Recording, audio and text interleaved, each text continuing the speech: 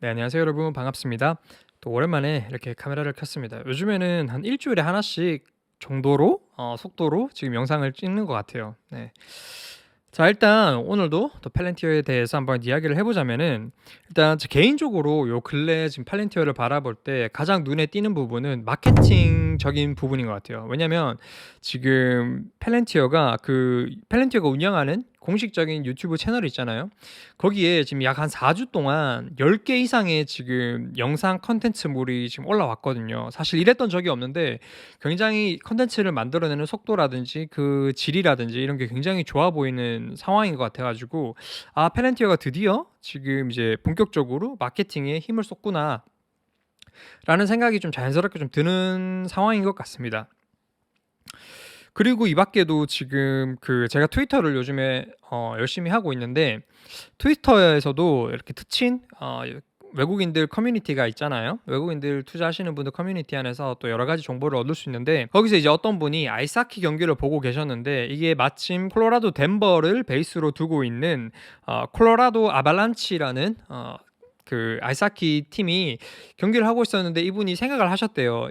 여기가 이제 콜로라도 베이스 홈 구장이니까, 덴버거든요. 덴버 홈 구장이니까 펠렌티어가 또 덴버에 본사가 있죠. 그래서 '여기서 광고가 안 나올까?'라는 생각을 하고 있었던 찰나에 실제로 그 스타디움 뒤에 배너에 이제 펠렌티어가 이렇게 떴었거든요. 그래서 그분이 이제 사진을 찍으셔 가지고 트위터에다가 공개를 좀 해 주셨는데, 요런 부분도 굉장히 흥미로웠습니다. 원래 사실은 펠렌티어가 뭐 이런 스포츠 팀이나 이런 데 딱히 이렇게 마케팅을 했던 적이 없었던 부분이어 가지고, 이제 펠렌티어가 뭐 굳이 막 이렇게 월스트리트 저널이나 뭐 이런 그런 것들 이상 지금 이렇게 공격적으로 본격적으로 마케팅을 하는구나라는 생각이 좀 들었고, 그리고 사실 이 부분이 굉장히 좀 흥미로웠던 게, 스포츠 산업이라는 것 자체가 사실 펠렌티어가 충분히 미래에 노려볼 수 있을 만한 산업이라고 저는 생각을 하거든요. 왜냐면 이제 스포츠라는 것 자체가 이제 데이터를 굉장히 중요시하게 되는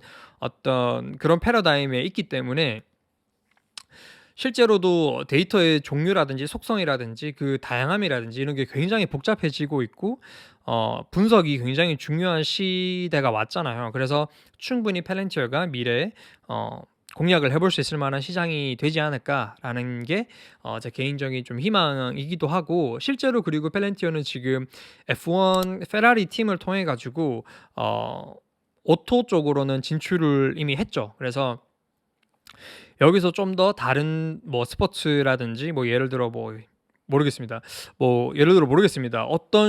아무래도 제 머릿속에 제일 먼저 드는 거는 야구인데, 야구가 아무래도 데이터를 가장 많이 좀 쓰는 스포츠이기 때문에 저는 야구가 제일 먼저 생각이 들긴 하는데, 뭐 축구도 마찬가지고 축구도 요즘에 데이터가 굉장히 많이 세분화돼 있잖아요. 그래서 미래에는 펠렌티어가 이런 마켓도 좀 침투를 할 수 있지 않을까라는 생각이 들었습니다. 네. 그리고 또 이제 유튜브랑 그 트위터에도 펠렌티어 광고가 드디어 올라오기 시작하더라고요. 그래서 이런 것도 처음에는 전혀 없던 마케팅 전략이었는데, 지금 이런 식으로 굉장히 많은 사람들한테 노출이 될 수 있는 전략으로 좀 가고 있는 것 같다라는 생각이 좀 들었고, 그리고 요즘에 좀 펠렌티어가 집중적으로 올려주는 영상들 중에 그 Foundry for Builders라는 프로그램을 실제로 사용을 하는 그 고객들의 리뷰라 해야 될까요? 왜 자기네들이 이걸 사용을 하는지에 대한 설명을 이제 하는 영상이 좀 올라왔었는데,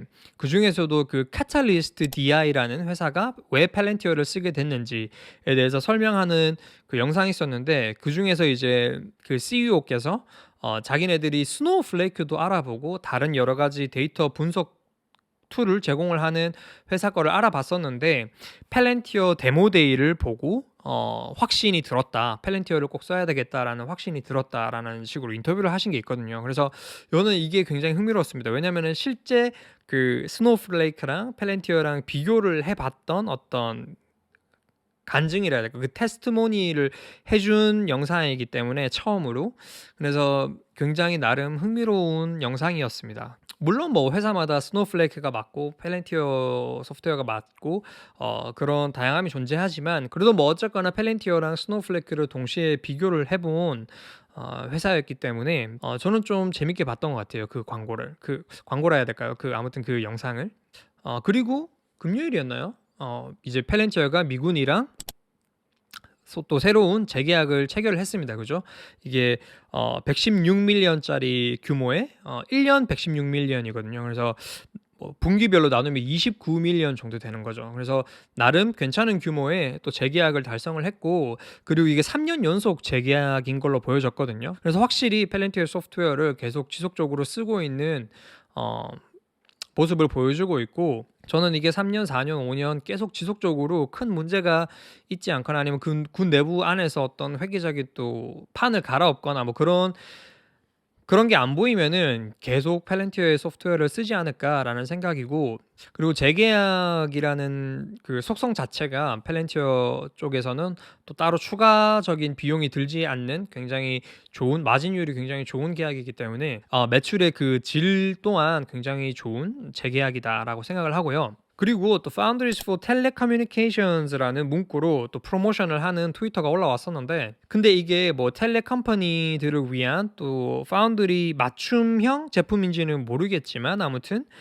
텔레컴퍼니들을 타겟으로 좀 마케팅을 하는 모습으로 좀 보여지거든요. 그래서 이 프로모션 트위터에서 그 알렉스 카프가 독일에서 이제 독일 최대의 텔레컴퍼니 중 하나인 도이치 텔레콤 CEO랑 인터뷰를 한 적이 있는데, 그 인터뷰의 작은 부분을 또 따와가지고 이렇게 영상으로 올라왔었는데, 요 영상을 보고 이제 투자자들 커뮤니티 안에서 또 막 여러 가지 의심을 하는 거죠. 만약에 진짜 그 도이치 텔레콤이 펠렌티어의 고객일까?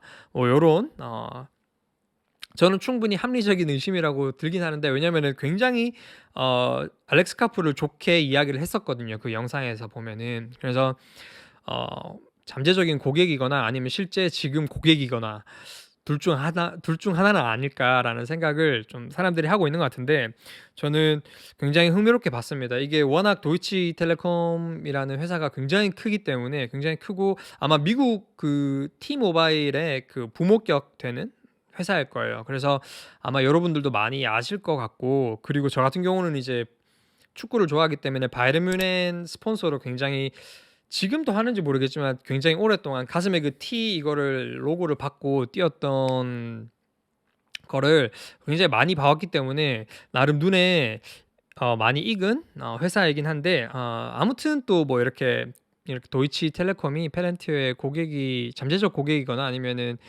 실제로 고객인지 뭐 요런 상상을 또 해보니까 또 재미나더라고요. 네. 그리고 이제 마지막으로 스위스리 이렇게 발음하는 건지 모르겠는데, 아무튼 스위스리라는 보험회사도 펠렌티어의 고객인 것으로 저는 좀 보여졌습니다. 왜냐면은 최근 링크드인에 그 펠렌티어 파운드리 잡 서치를 좀 해보면은 그 스위스리라는 회사가 많이 뜨더라고요. 그래서 잡 디스크립션을 봐도 이 펠렌티어 파운드리를 사용을 한 이제 플랫폼 구축에 필요한 인재들을 좀 뽑는다라는 채용 내용을 가진 그 포스팅이 좀 다양하게 올라와 있는 걸 제가 봤습니다. 그래서 아무래도 이 스위스리 이 회사 역시 펠렌티어를 사용을 하는 고객이지 않을까라는 생각을 좀 했습니다. 네. 아무튼 오늘 또 일주일 만에 영상을 찍으려니까 굉장히 소식이 많네요. 전달해 드려야 될 소식이. 그래서 오늘은 한 요 정도로 소식을 좀 조합해 볼 수 있을 것 같고, 그리고 주가에 대해서는 이야기를 하지 않겠습니다. 이게 뭐 사실 주가 이야기해봤자 기분만 안 좋고, 그리고 뭐 요즘 같은 경우는 뭐 펠렌티어뿐만 아니라 다 안 좋잖아요. 다 안 좋고, 그리고 뭐 그 좋았던 애플마저도 요즘에는 좀 빠지는 모습이고, 그냥 뭐 오미크론이라든지 뭐 여러 가지 상황 자체가, 거시적인 상황 자체가 주식시장에 좀 안 좋은 상황이라고 저는 보고 있기 때문에 그냥 별로 신경 안 쓰고 있습니다. 신경 안 쓰고 있고 그냥 요 시간을 통해 가지고 그냥 책이나 열심히 읽고 그러고 있습니다. 특히 김성호 회장님의 돈의 속성 또 좀 굉장히 정독 하나하나 좀 꼼꼼히 읽어보면서 생각을 많이 가진 시간을 좀 가졌고, 그리고 돈의 심리학도 좀 꼼꼼히 읽어보면서 생각을 좀 정리하는 시간을 가졌던 것 같아요. 그래서 저는 책을 많이 읽으면서 시간을 잘 보내고 있습니다. 네. 다들 이제 한 주만 버티시면은 또 휴가잖아요. 한국은 휴가인지 모르겠네요. 저 같은 경우는 이제 딱 이제 3 일만 일 더 가면은 휴가거든요. 그래서 그것만 바라보면서 버티고 있습니다. 네. 아무튼 오늘 여러분 또 시청을 해 주셔 가지고 너무 감사드리고 저는 또 다음에 다른 이야기로 찾아뵙겠습니다. 네. 그럼 들어가세요.